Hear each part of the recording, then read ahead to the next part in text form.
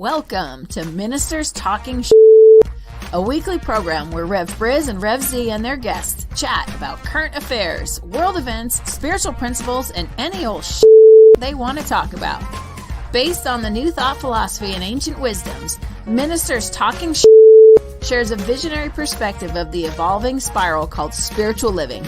Join us each week as we explore the emerging paradigm of life on planet Earth and beyond. And good morning, dear ones. Rec BRZ with you over here. Rec Z right here. And we're a couple of ministers talking shit. This is the weekly program where we get a chance to talk about what's going on in the world, what's going on in our lives, what's going on in your life maybe, and really just anything we want to talk about. So I'd like to start out today with a big, huge shout out and a great big thank you to last week's special guest, Reverend Ogun Holder. Reverend Ogun, if you're watching, that was a great episode, and we've seen a lot of great comments, a lot of people checking that out throughout the week. So if you didn't get a chance to see last week's episode, it's in the videos folder on our Facebook page. You can check it out there and catch the back episode and catch some other back episodes as well. So, well, Z, here we are, episode 36, and we're calling this the territory we find ourselves in. I can say that I have a direct analog in my life. I find myself in territory I've never been before. And it's interesting because just before we went live, we kind of got to one of those points where I was about to go on a rant. So I'm glad that we started the show before I got too far down that rabbit hole. But really what we've kind of been talking about so far this morning, folks, is that, okay, we have a vaccine. There's a vaccine for COVID, one that's approved and in use, another that is very, very close to emergency approval. It's kind of interesting. The way politicians use language, and being a guy that believes so heavily in how we use our language, it's sometimes I'm a little confused and confounded and all kinds of other stuff. The way people use language. So Z, let's what are your thoughts? Are you ready to get in line and take a shot in the arm for humanity here, or? I'm come see, come saw. I'm in the middle there yet. I think they've done some great work in terms of what they've done with the vaccine, and they got it rolling out. I think timing is going to be an issue. There have been a few statements about people getting some reactions to the vaccine, and I don't think they know quite yet what caused those, obviously, because it just happened a couple of days ago. But some of those kinds of things may have been caught in a longer trial, more diverse community of trial takers. But I think, at some point we're going to have to pony up, as they say. Right. Especially me growing up in my era, we had all kind of shots, mumps and measles and rubella and diphtheria. And, we took a whole bunch of stuff, taking the stuff on the sugar cubes. All kinds of stuff.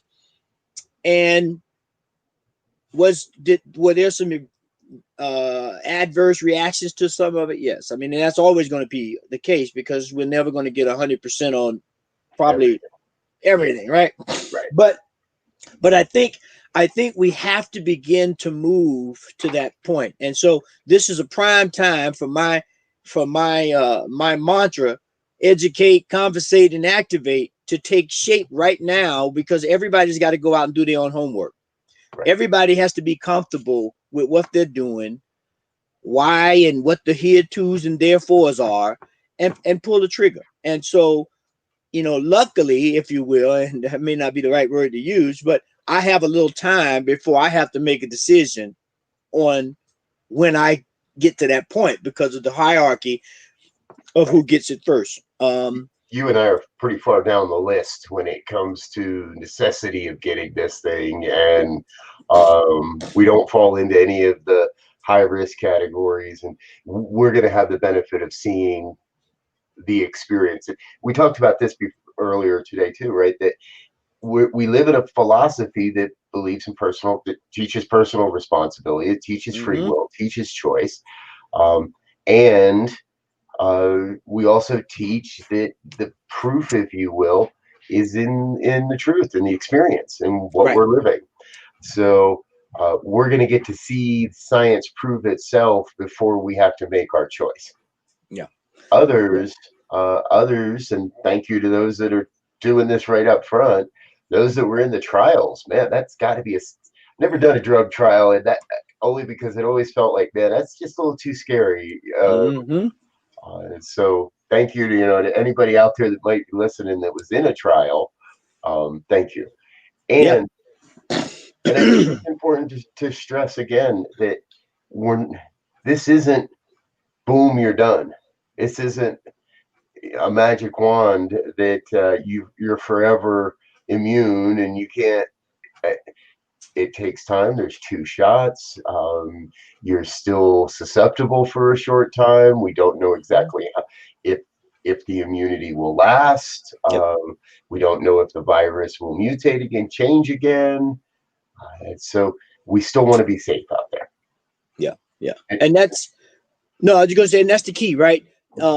Is all the studies so far says that even after you take the shot, we still need a certain percentage of the population to have taken it to get some modicum of a grander immunity. And there's still going to be mask wearing. There's still going to be hand washings. There's still going to be some social distancing required. And so, because this doesn't kill the virus. Right. That virus is going to stay out there circulating. Circulating and circulating. We're just.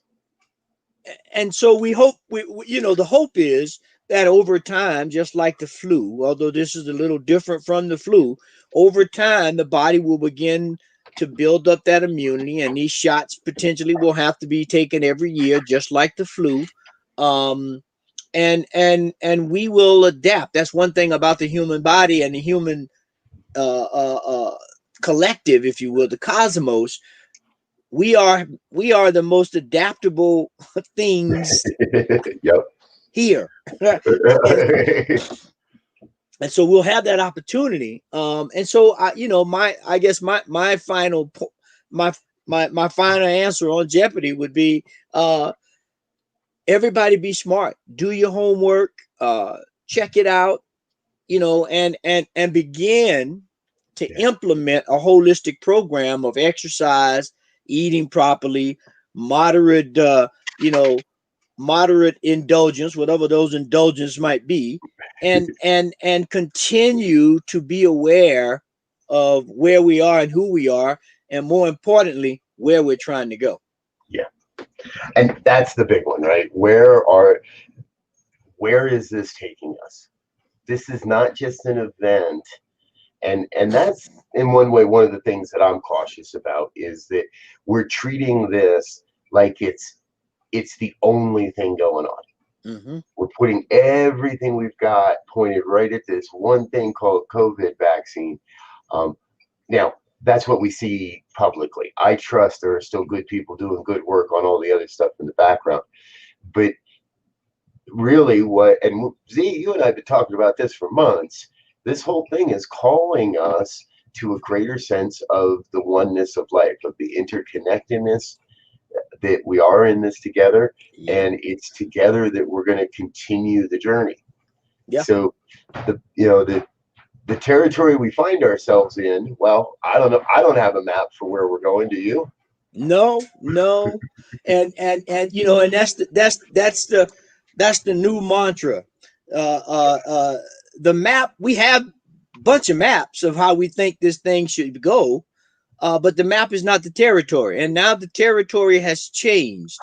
And so we better go get a compass and learn how to read it and learn how to declinate it. And if you do have the map, you still got to know the declination, because it's not a straight thing. You got to know what the declination is to move the compass, so forth and so on. And on top of all of that, just to add a modicum of excitement to the whole thing, with the conjunction of Saturn and Jupiter, on the day of the solstice, is like the Holy Grail for some folk, right? Because it's going to be at 0 degrees in the astrological sign for those who have any modicum of understanding or belief or whatever. And I studied that for 15 years or so. It is going to have some insights for us to glean when we move into what is officially now being called the age of Aquarius, that the fifth dimension sung about back in the 60s when they talked about the dawn of the aging of Aquarius. Go and listen to that song by the fifth dimension, and just listen to some of the lyrics on their predictions at that time of where we were going in terms of humanity. Yeah, I saw a great article this week, and I'll try and find it again and leave the link in the comments, folks. That really, not just, and astrologically, these next few days are massive in the way things are lining up. And I don't know about you, but I've been able to see the alignment with the moon and the planets starting over this past few nights. So it's been clear here in Colorado. Been able to catch a few glimpses that are just like, oh, this is going to be spectacular. And you know, folks, I'm a solstice baby myself. My birthday is on Sunday, on the 20th. I really wanted to be a Sagittarius, I believe, and not a Capricorn. My Capricorn friends would agree. That's probably, I wouldn't have made a great Capricorn, but I make a pretty darn good Sagittarius. So there is this portal, if you will, this opportunity right before us right now, to say, what consciousness are we going to bring into this new age? The age of Aquarius begins on Monday. What new consciousness do you intend to bring into that? And this pandemic has, and not only that, but the pandemic and the juncture we find ourselves at in American politics. Because we're definitely at a crossroads in American politics. This isn't about my side, your side, any side. This is about the fact that there's like these long-term plays, these epic movies that have all come from various angles and all find themselves at the same juncture today, this weekend.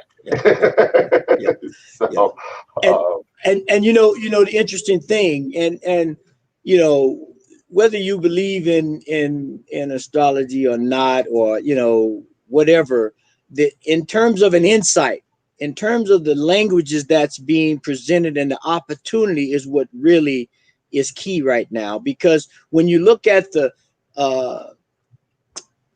shifts in consciousness and shifts on the planet that are supposed to be associated with that particular era, right? You talk about things like electronics and computers and technology, the whole idea of democracy and freedom and humanitarianism and philanthropy and those kinds of activities are what's associated with the age of Aquarius, if you will. And if that is not the key things that we need to take place right now, because every system that we've had or that we have, from medicine to education to housing to distribution to government to food, you name it, all of those systems are right now in turmoil. Right.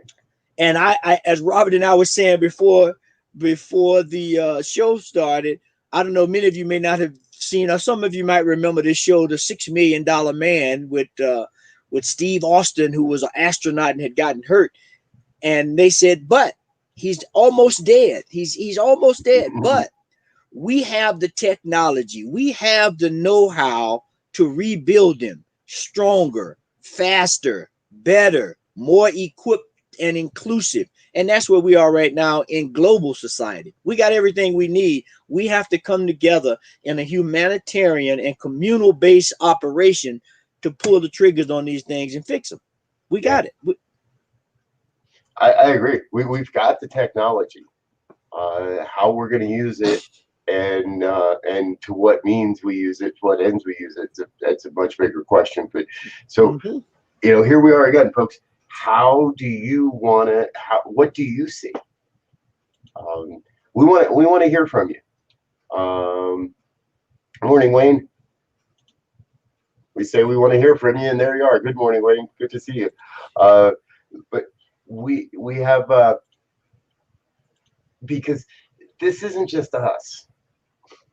This isn't just us. And when I say that, I mean it isn't just new thought people. It isn't just religious scientists. It isn't just those of us following unity and science of mind. And I'm pretty sure everybody on the planet is catching this vibe that something's about to shift. And now some have been praying, begging, beseeching, which is not what we do for prayer, but some people have been out there, dying for this change, literally. Some are out there denying that any of this is going on and sticking their head in the sand. But what we're here to do, I believe, is to find what is ours. Yeah. What's my piece of this? And a key thing there is the whole idea of prayer, right, is you can find it in every culture, and each culture or each expression of prayer can be different, right? But I think regardless of the prayer, you go to some indigenous communities and their prayer could be song and dance, different from other people's, still works. There are people who do, as they say, a beseeching prayer. It'll work if you know what you're doing. It'll work. So in my mind, the key point is, if you've been doing your homework, you know what you need to do to call in the energy, the inspiration, the motivation, the enthusiasm for you to get fired up and do what needs to be done. So we don't need everybody to do the same thing. As they say, oneness does not mean sameness, right? That means we work together. I got the front, you got the back, so and so got the left and the right. All of the activities work if you know what to do with them. And that's what we are being called to do now. Whatever your mode of operation, whatever your philosophy, whatever your ideology, the idea of life being prime and the sustaining of this thing called life, and the game that we're playing, as you were saying earlier, Robert, this drama, this epic drama of who and what we are and how we play out the different roles. I mean, last week we talked, a week before we talked at our church, our center, the service on the shadow. We have to embrace that shadow right now, because if we don't, it'll pop out real bad and ugly, blaming and projecting and not looking at our own stuff to say, how do we fix this? Right. Thank you. You really helped my analogy there, right? This isn't a play. This isn't a movie. This is the epic drama. And the truth is, we're at one of those season-ending cliffhangers. And nobody's really sure if we've been picked up for another season or not yet. No. But I'll tell you, we've been picked up, right? We're here for another season. Nothing ends this weekend, but everything begins. There is a great beginning that is giving us this opportunity. And folks, we want you to know, if you're listening to this and going, well, shit, I don't know what I want. I don't know what the heck I'm here to do. Well, that's okay. Because that's what we're here to help with. That's what this network is all about. New Thought Media Network. It's all about supporting you to figure that out. It's all about providing you the tools and the resources and the opportunities to figure that out and then be that. And you just sparked yesterday at work. We had like a holiday Zoom. Had a great time. And everybody, it was just free flowing. Everybody was just sharing their perspectives on this, that, and the other, and wishing well. But a point that came up that was so exciting for me is, which talks to this new territory and where we can go. Everybody, almost to a person, agreed in some modem that the idea of being true, like before, if you were in a meeting, you might not want to drink water or coffee, because you have this image you're trying to portray, and so you stuck to the script. Nobody, you gotta do a necessity. You can't do it. But now, with this new center, if you will, rising, you might be in a meeting, the dog might be barking, or the kid may pop in. Yep. But what it's beginning to do is to let us know that all these personas and masks and stuff that we wear, they can be dissolved down into a true individual, to be authentic, to say, look, we can pretend that kids don't scream in the background and you can make your dog stop barking. That ain't gonna happen. And so accept it. That's life. That's where we are. So let's figure out how to be more authentic, more real. You're going to develop more trust. You're going to develop more cooperation, and you're going to develop more sincere everything when we begin to do that. And you can see me as a human person, and it takes the stress off of me. Right. It's over the last several years, I'm not a corporate guy, but I know there's been this movement for people to be able to bring their pets to work, right? And to bring your dog to work. And I know of office building companies that have a company pet, and even centers for spiritual living. But now they had to have a policy on who could bring their dog, because if everybody brings your dog at the same time, right? But you awoke in me that reality that, okay, yeah, we are all bringing our pets to work with us anymore. And we are bringing our kids to work with us anymore, whether we like it or not. And I kind of laugh because we've got a little Pomeranian, and I'm pretty sure that she has translated the word hush into meaning bark more. So she barks and we go hush, and she barks more. So I'm pretty sure we've kind of lost that one in translation. Yes. And the again, in my mind, the beauty of this whole thing, or one of the beauties, because there's a myriad of them. I'm watching this program called Origins. I think it's on, I don't know if it's on National Geographic or History Channel, one of those. And it kind of shows, I'm just getting started, but it shows how things started, how human life started with fire, so forth, so on. But the thing that really stuck out to me is that there is a integralness of life that we cannot ignore. And up to now, we've ignored it. Everything affects everything. There's nothing in the universe that happens in isolation. And so we have to begin to have those daydreams, if you will, to some level. When something happens, we have to go down the pro track and the con track to understand as much as we can about the terrain or the landscape we're dealing with. Sometimes going over the mountain may be the shortest, but it's the dangerous. I'm going to take the longer route and go around this doggone mountain, because the risks of doing the other thing ain't worth it to me. Right. And that's how we got to begin to look at our individual and collective lives, of how do we begin to really understand the integralness of life. And again, for those who know me, nature is the best teacher. Right. It'll show us what we need to do if we watch and observe. Yeah. And and in that regard, nature has really flourished. Nature has done its thing during COVID. One of the other programs we do here on the network, and now the good news, every week I'm finding more and more stories of animals coming off the endangered species list. There was recently a flower rediscovered in England that hasn't been seen in 100 years, and all conditions on the planet have shifted to a way that are, again, opening this opportunity for us, I believe, to be, well, as we're talking about, the most authentic selves we can be. Mm-hmm. To be who we really came here to be, not to put on the mask, not to put on the facade. And I recently looked at my collection of suits, and I thought to myself, I ain't wearing, well, some of these I haven't worn in a few years now. Oh. Like, you know, I got this beautiful white suit that I haven't worn probably since 2017 at this point. It still fits, by the way,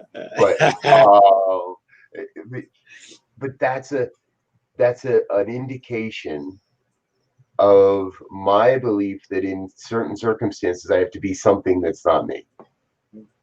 Yeah. And that's the thing, you know, I was laughing and smiling when you said, because I recently, a few months ago, I took all of my suits, I took them to the cleaners, I got them cleaned, and they're right now in the plastic wrapper hanging in my closet. And I'm waiting for the opportunity. I'm not, you know, after working in corporate America for a very long time, where those darn suits were required, that was the norm. But you know, there was, even with the protest, for me there was this feeling of something. I don't even know how to describe it. So I like, on occasion, I don't like the ties anymore. I don't wear them with the ties. I hate those. But the ability to dress up, right, which speaks to this whole idea we talked about earlier of an epic drama. You know, we think about these dramas that we go through, or these episodes within a big drama, and we play all the parts, right? We play all the parts, although somebody else may be enacting it, but we play the villain, we play the savior, we play the, you know, the hero, the damsel in distress, the darling husband or the darling wife.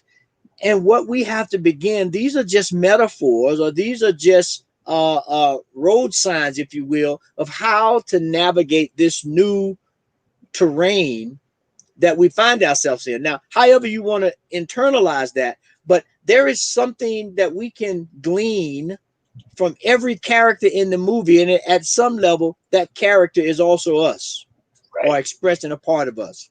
Yep, exactly.